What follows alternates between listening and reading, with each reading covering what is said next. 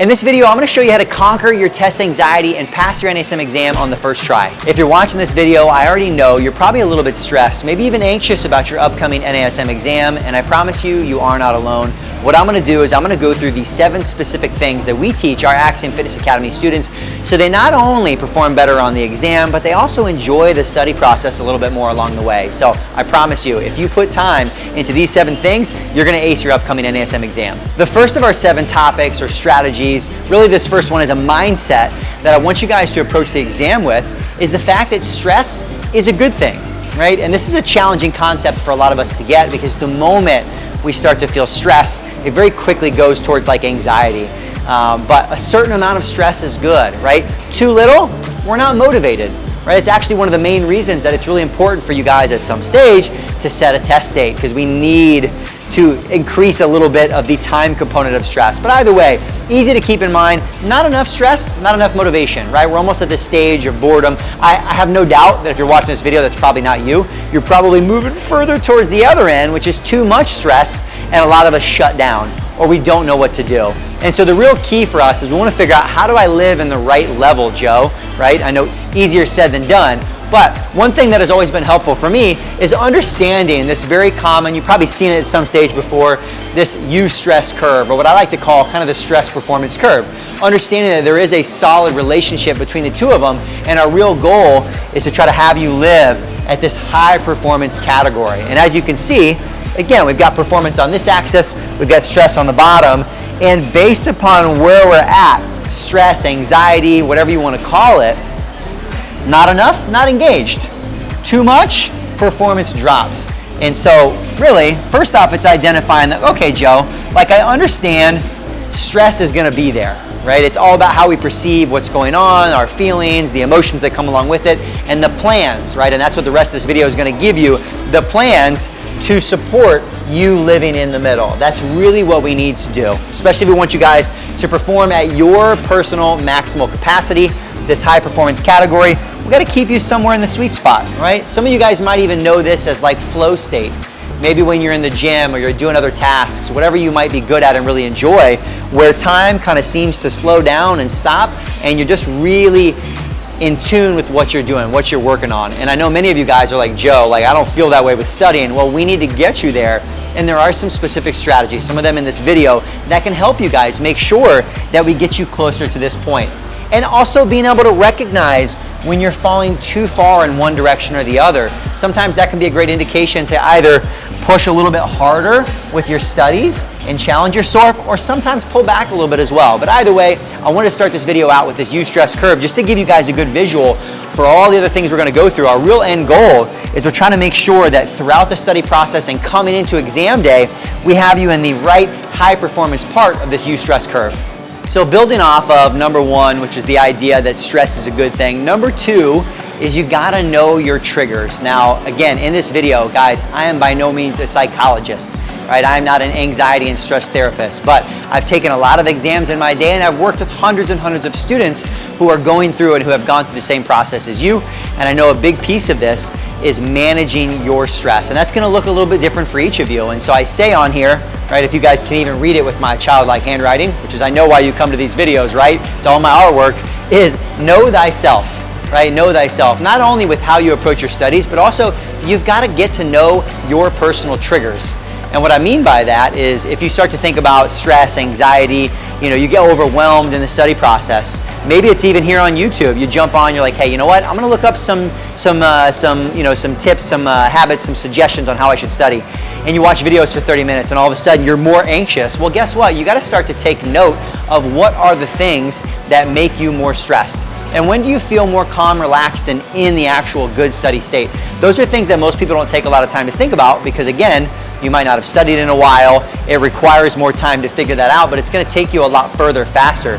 So in this idea of knowing thyself, right, you gotta know your triggers, all right? So I'm just gonna put up here triggers. And for some of you guys, those triggers could actually relate to some of the other things we're gonna talk about, like the environment, right? Are you studying in the wrong environment and that sets you off?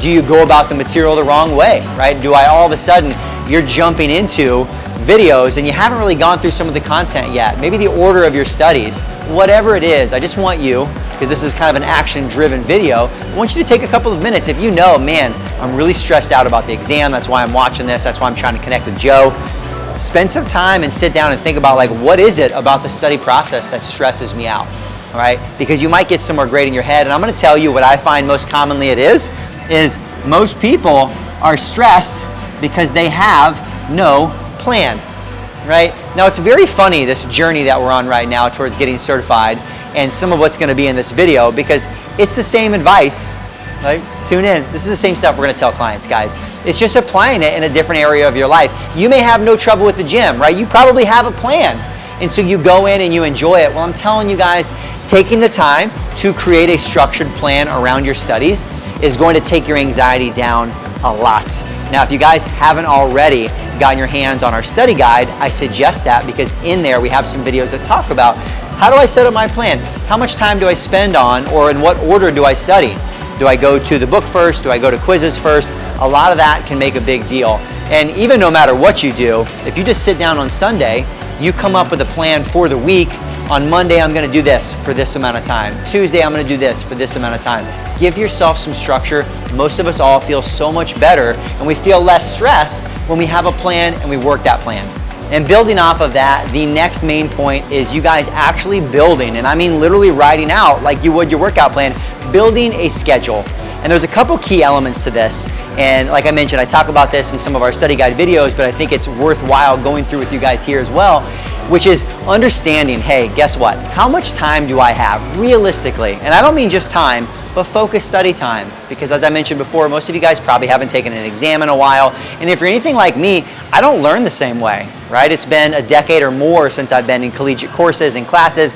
And I used to be able to sit down and do 4 to 6 hours in a row of studying. My brain does not work the same way, right? We live in a different world. Our attention spans are different. You have to be okay with that, and you have to evolve, and that needs to be a part of your realistic plan. So what we do with our students is talk about sitting down and looking at your week, right? When it comes to building a plan, I mentioned previously, like, all right, you're gonna identify what do I do on certain days, but a key element to that is being honest with how much time do I have each week that I know I really can be focused.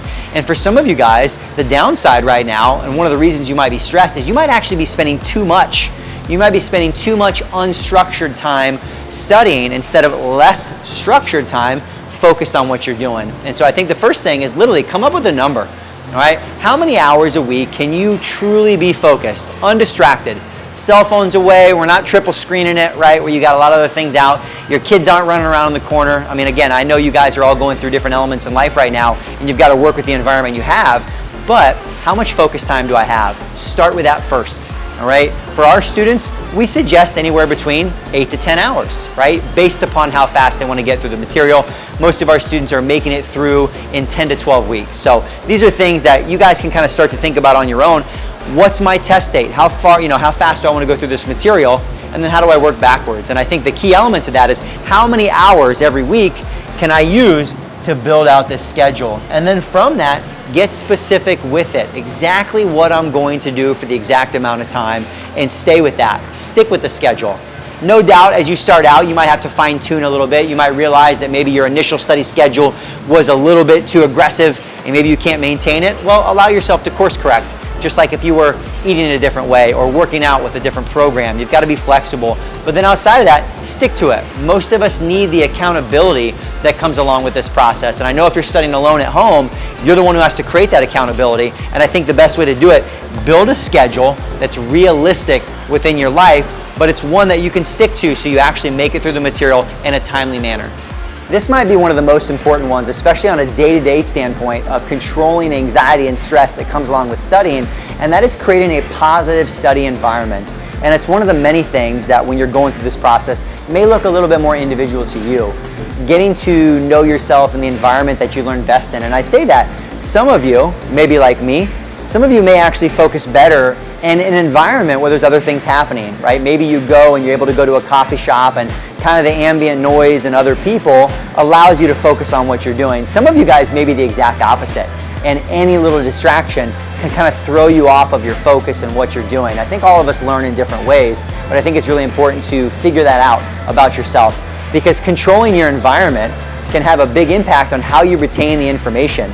there's a big difference between distracted learning and deep learning, right? Distracted learning is, again, like I mentioned before, you know, your kids are at home, you're in an environment where you're multitasking, you're kind of maybe watching some videos, but you're also doing some work for your 9-to-5 job on the side. Chances are, if you do that, it's going to take you a long time to get through the material and actually learn it, versus setting everything else aside, being able to dial in and just truly be focused, even if it's for shorter amounts of time.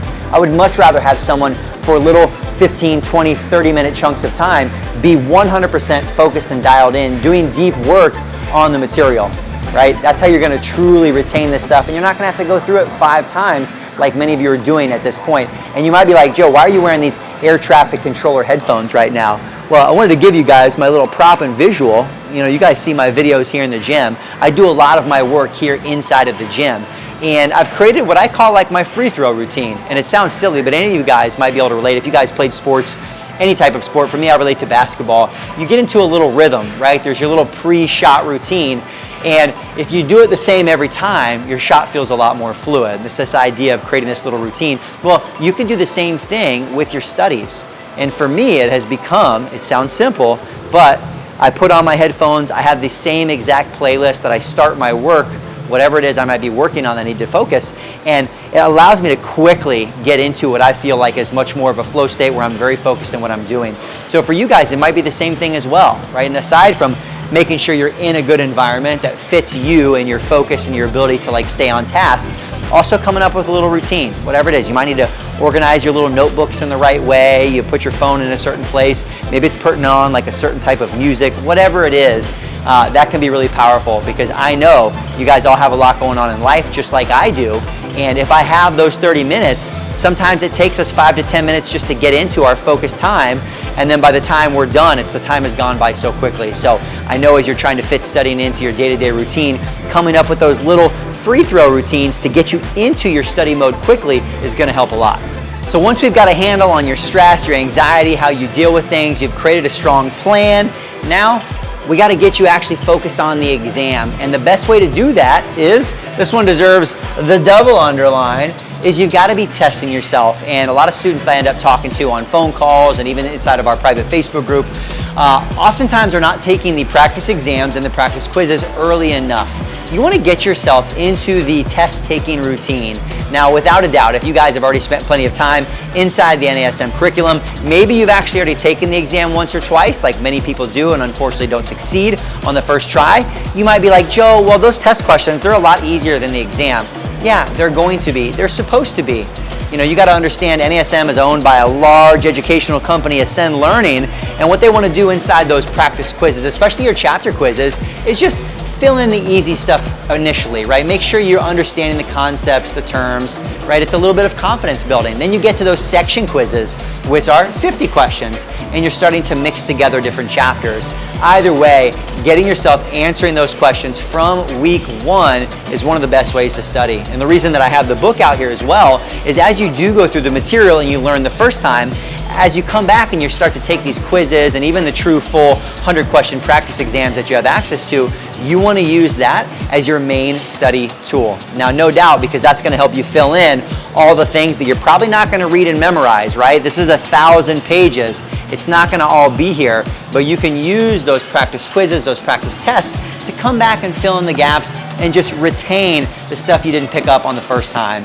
And the hidden benefit of this as well is just building your comfort with the exam scenario, building your confidence, because we don't want you to go in on test day and all of a sudden freeze up because you never practiced the environment. You never sat down and took the full 100-question test with a 2-hour timer and the inability of looking up any answers. You want to make sure you're doing that. My suggestion, at least 3 times. Some of you might need more than that before you go take the exam, and you're going to do a lot better when it comes test day. And as we get closer and closer to the actual exam day, one of the big mistakes a lot of people do is they cram too much, right? Cramming, first off, not the best way of studying. Obviously, we live in a world with real problems and real stress, so sometimes you got to do what you got to do, and you guys want to do well in the exam, so I get it. But my biggest advice for you guys, especially with managing and dealing with your anxiety and your stress like this video is about, is don't plan on cramming in the 24 to 48 hours prior to taking your exam.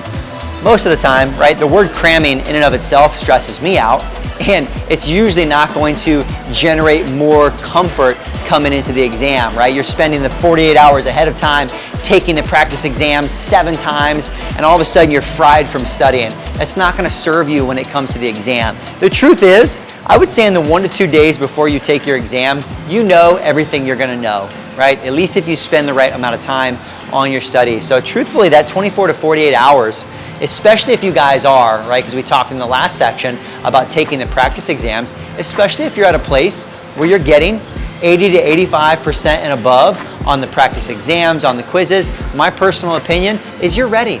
So just relax a little bit, right? Make sure you take care of yourself.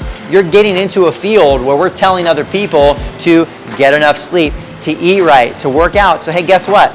Maybe that's what you should do in the 1 to 2 days prior to, all right? So obviously there's gonna be little things you might pick up on, but just make sure you're taking care of yourself, because if you're well rested, you're eating good food, you're working out literally the day before, maybe even the morning of your exam, your nerves are gonna be more level and calm, and you're gonna be more of an even keel, right? You wanna maintain the same routine that you would normally do on a week-to-week basis. So my big advice, especially coming into that week of taking your exam, is do the work ahead of time so you don't have to stress out so much inside the 48 hours before.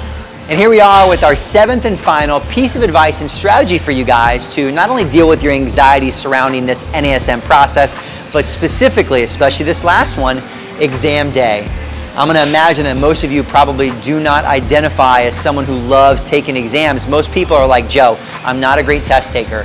And that might even be why you're attracted to fitness and training in the gym. You're more of a visual learner. You're in an environment where you're good at doing things and seeing things, but maybe not recalling on an exam. So that doesn't make you bad, but it probably puts you amongst the majority of people going through this process. I know exam day can be stressful, and you can actually refer to another video that we have here on the YouTube channel with some more FAQ and what to expect from the exam itself.